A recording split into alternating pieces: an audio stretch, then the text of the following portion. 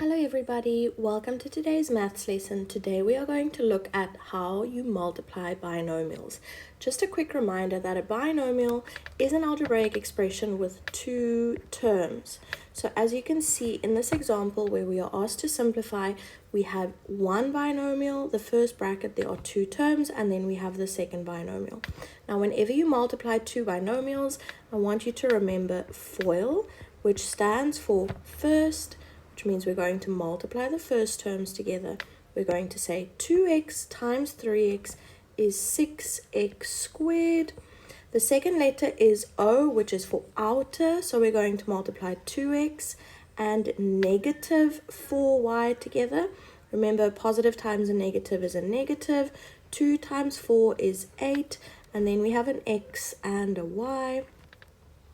The next letter, I, stands for inner, so we're going to look at the inner two terms here.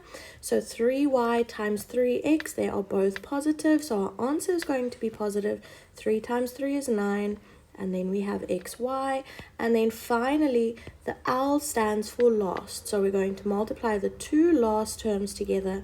Positive 3y times negative 4y, that is negative 12y squared.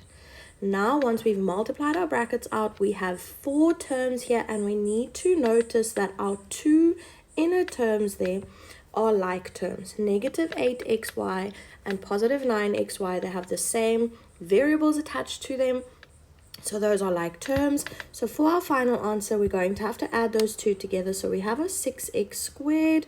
There is no other x squared term, so that is it for that one. And then a negative 8 plus 9 is positive 1.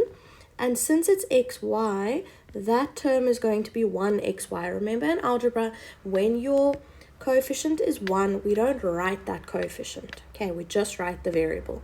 And then lastly, we have negative 12y squared.